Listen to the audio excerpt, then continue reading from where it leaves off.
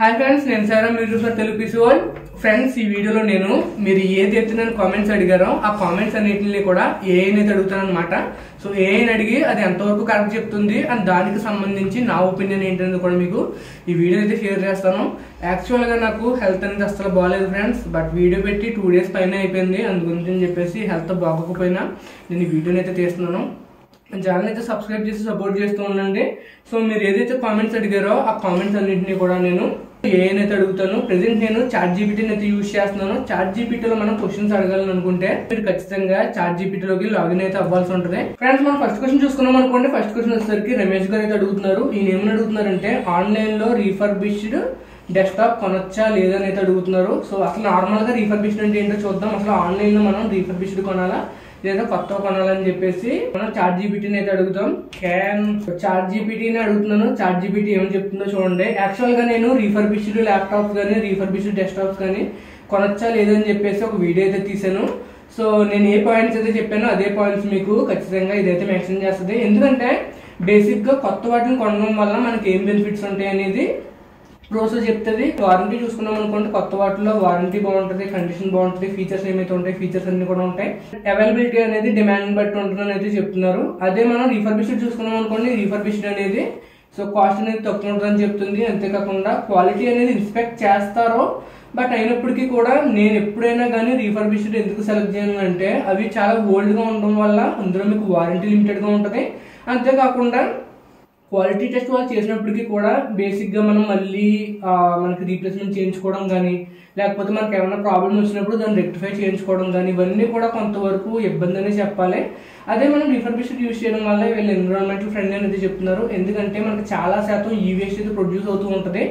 ఒక పాత వర్షన్ ని మళ్ళీ మనం కొద్దిగా రిపేర్స్ కట్ట చేయించుకుని వాడుకోవడం వల్ల ఈ వేస్ట్ తగ్గుతుంది అనేది చెప్తున్నారు. అండ్ నెక్స్ట్ క్వశ్చన్ చూసుకున్నాం అనుకోండి. నెక్స్ట్ క్వశ్చన్ వచ్చేసరికి Ryzen 3 3200Gకి మనకి బెస్ట్ మదర్ బోర్డ్ ఏంటని అయితే చెప్తున్నారు. యాక్చువల్ గా ఈయన బడ్జెట్ కట్ట ఏమీ చెప్పలేదు, బట్ మోస్ట్లీ Ryzen 3 సిరీస్ కాబట్టి A320 సిరీస్ లో తీసుకుంటాను అయితే నేనైతే అనుకుంటున్నాను. సో సేమ్ క్వశ్చన్ మనం చాట్ జీపీటీని అయితే అడుగుదాం. ఎందుకంటే ఒకవేళ మనం B సిరీస్ కానీ X సిరీస్ కానీ వెళ్తే డబ్బులు ఎక్కువైపోతాయి కాబట్టి నేను A320 అనుకుని సో A320 మదర్ బోర్డ్ లో బెస్ట్ ఏంటని చెప్పేసి చాట్ జీపీటీని అయితే అడుగుదాం. Best mother board for budget గురించి ఆలోచించి బెస్ట్ A320 అని కూడా అడుగుతున్నాను.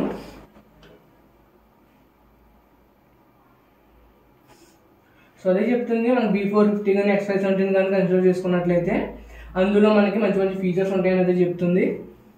బట్ మనకు బడ్జెట్ని దృష్టిలో పెట్టుకున్నట్లయితే A320 అనేది బెస్ట్ అనేది చెప్తుంది.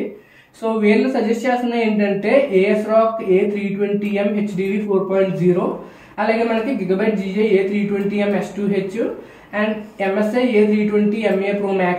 ఈ మదర్ బోర్డ్స్ లో ఏది బెస్ట్ అని మీరు నన్ను అడిగారు అనుకోండి, ఖచ్చితంగా ఈ 3 మదర్ బోర్డ్స్ కూడా బెస్ట్ అని అయితే చెప్తాను. యాక్చువల్ గా మీకు A320తో పోల్చుకున్నట్లయితే A520 అనేది ఇంకా కొంచెం బెటర్ గా అయితే ఉంటుంది.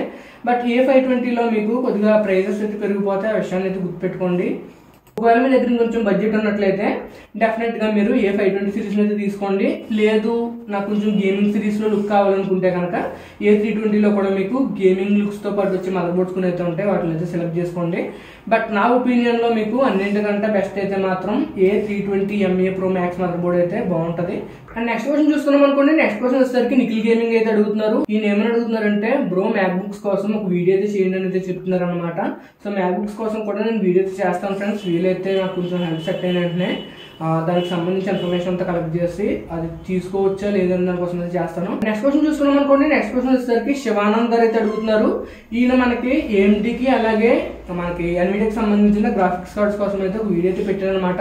అందులో ఈయన ఏమని కామెంట్ చేశారంటే బ్రో మనం గ్రాఫిక్ డిజైనర్ అయితే కనుక AMD కొనుక్కోవాలా NVIDIA కొనుక్కోవాలా అనేది అడుగుతున్నారు. బేసిక్ గా నేను ఎక్కువ శాతం NVIDIA అయితే ప్రిఫర్ చేస్తాను.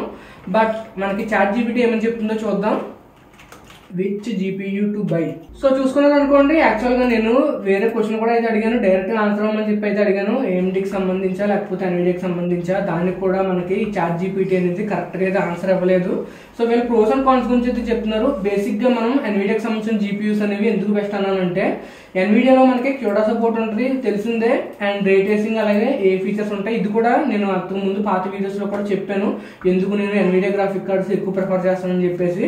సో అన్నిటికంటే మోస్ట్ ఇంపార్టెంట్ ఏంటంటే డ్రైవర్ సపోర్టు. మనకి ఎప్పుడైనా కానీ ఎన్విడియాకి సంబంధించిన డ్రైవర్స్ అనేవి AMDతో కంపేర్ చేసుకున్నట్లయితే చాలా బాగుంటూ ఉండేవన్నమాట. ఇప్పుడు కొంతవరకు AMD ఎన్విడియాని క్యాచప్ చేసేసింది. బట్ ప్రీవియస్ జనరేషన్స్ లో కంపేర్ చేసుకున్నట్లయితే AMDతో పోల్చుకున్నట్లయితే ఎన్విడియా అనేది చాలా బాగుండేది. ఎంత మనకి AMD క్యాచప్ చేసినప్పటికీ కూడా కొన్ని స్పెసిఫిక్ వర్క్ లోడ్స్ కోసం ఎన్విడియా గ్రాఫిక్ కార్డ్స్ అనేవి చాలా బాగుంటాయి.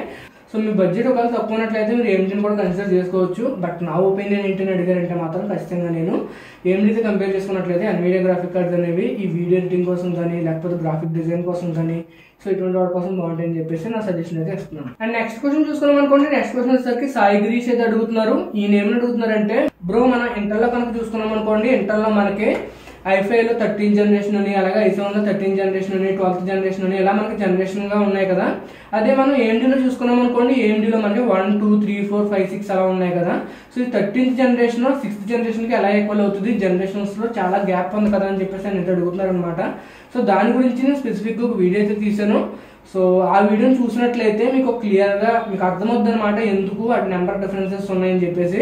వీలైతే నేను ఒక ఫోటో పెడతాను, మా స్క్రీన్ మీద పెడతాను, చూడండి. ఆ వీడియో చూసినట్లయితే మీకు దానికి సంబంధించిన కంప్లీట్ క్లారిటీ అయితే వస్తుంది. అండ్ నెక్స్ట్ క్వశ్చన్ చూసుకున్నాం అనుకోండి. నెక్స్ట్ క్వశ్చన్ వచ్చేసరికి నాగేంద్ర బాబు అయితే అడుగుతున్నారు. ఈయన ఏమని అడుగుతున్నారంటే which laptop is best for SAP under 50,000 rupees అనేది అడుగుతున్నారు.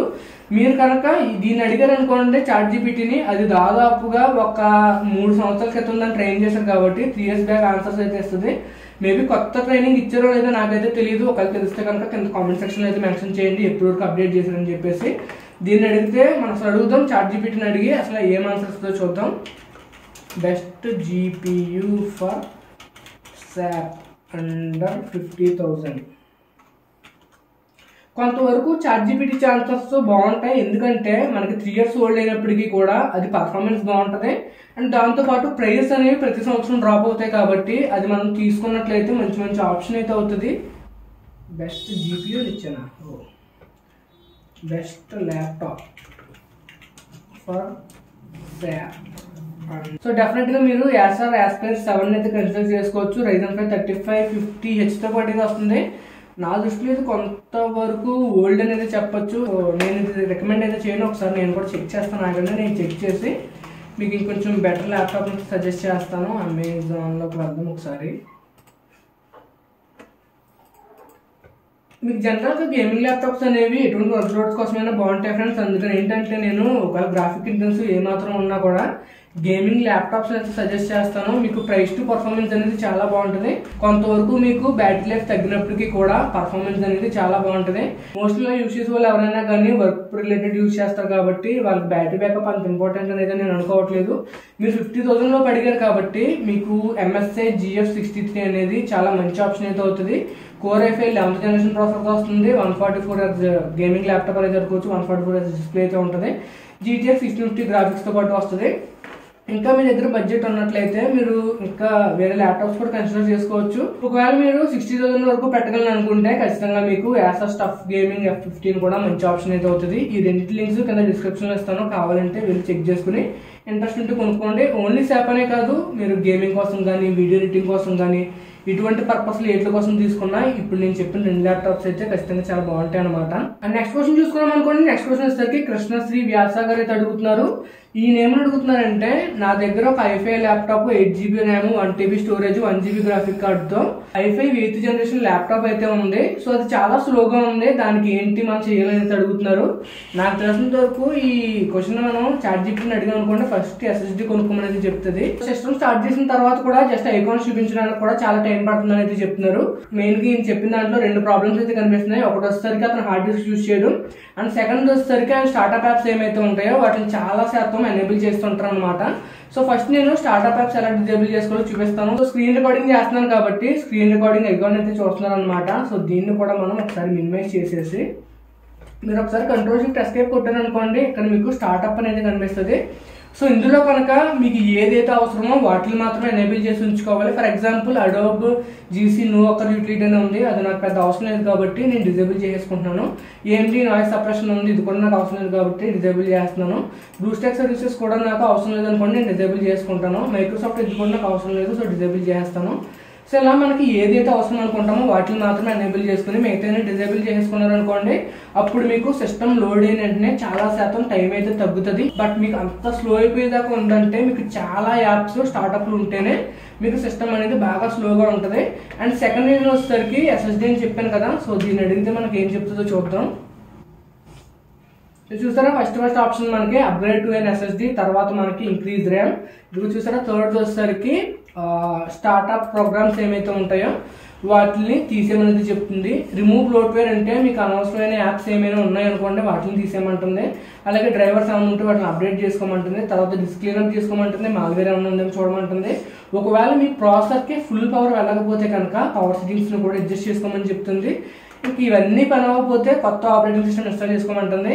నాకు తెలిసినంత వరకు మెయిన్ అయితే మాత్రం SSD అండ్ తర్వాత వచ్చేసరికి స్టార్ట్అప్ ప్రోగ్రామ్స్. ఎందుకంటే ఆయన ముందు నుంచి ఆ ప్రాబ్లం ఉందని చెప్పట్లేదు, రీసెంట్గా ఆయనకు అలా అనిపిస్తుంది కాబట్టి రెండు మెయిన్ ప్రాబ్లమ్స్ అనేది అనుకుంటున్నాను.